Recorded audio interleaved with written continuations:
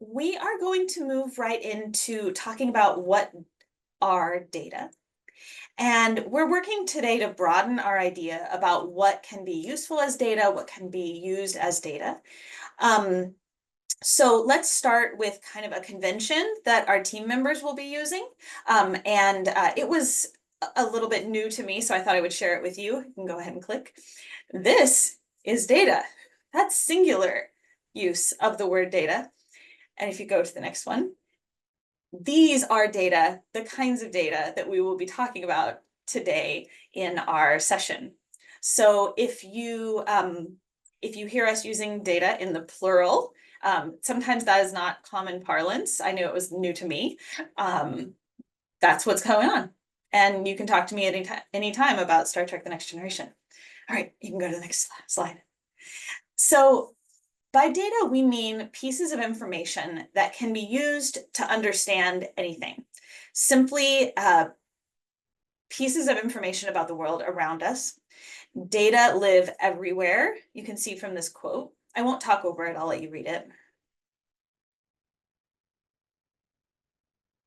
Data live everywhere. In big things, in small things, in written records, in micro interactions, in the way that we teach, in photo records, audio recordings.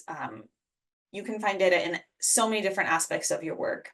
We're going to start with a group brainstorming activity in which we're going to consider what kinds of data you might already have available to you in your setting.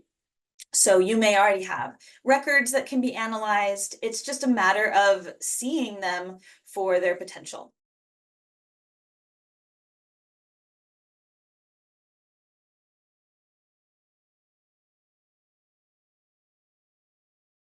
But I also want to share a few suggestions about things that might expand your thinking a bit, although y'all are doing a great job.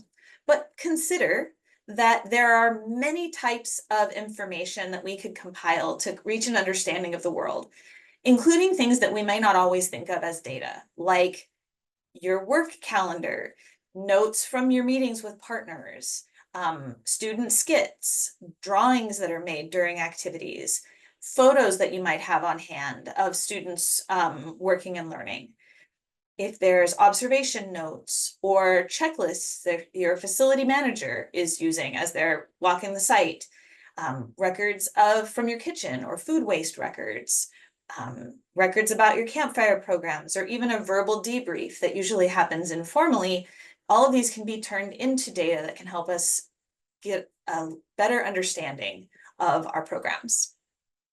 So with that in mind, I'm going to invite you to think for another 30 seconds and go back into your brain and see if there's anything creative that you didn't think of at first that you'd like to add to our shared brainstorming space.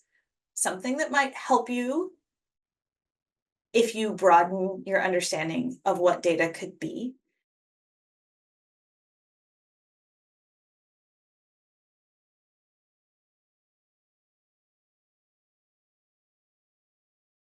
We're going to look at these types of outdoor school data, and we are going to organize them into how we might analyze this data.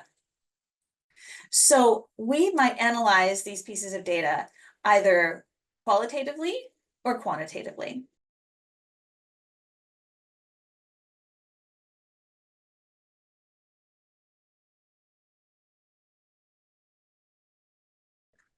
Quantitative analysis involves numbers, and virtually every other type of analysis that doesn't result in a quantity, a number of some kind, would be considered qualitative. Now, data itself may start as numbers, or it may start as something else entirely that we turn into numbers. So the process of analyzing sometimes involves transforming data from its qualitative starting point to do a quantitative analysis with it. So in that way, many of these stickies may apply to either or both. Stephen, do you want to add? So what I thought in the task was like, oh, I could take this skit and I could, have a checklist and look for these three behaviors and just, yep, yep, yep, that one did it, right? And so as an example, to understand something, right? And then Libby was going to say, oh, well, that would go here, or that would go here. And so maybe a little less concerned with these buckets and more thinking about how we could, as evaluators, look at a piece of data to understand something. So let's do like an example. So let's look at one of your suggestions here. We could analyze kitchen menus.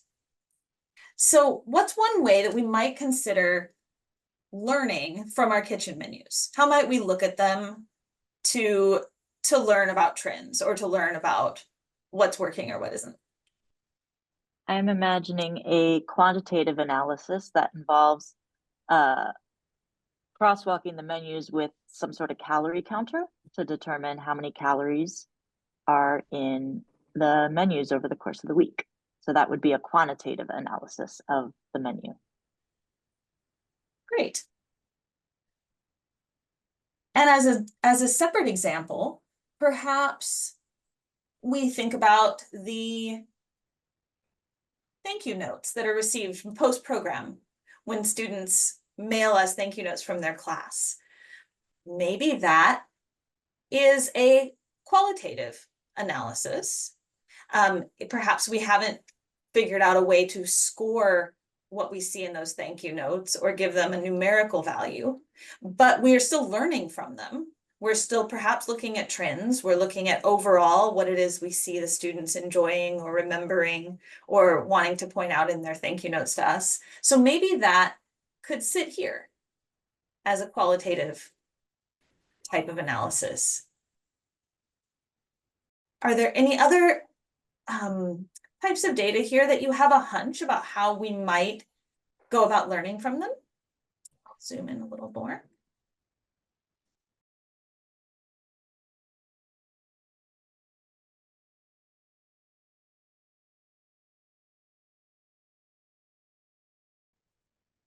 We can play with this some more later, but this is a good place to start. And I feel like maybe things will become more clear as we go into the different techniques that we're going to cover today.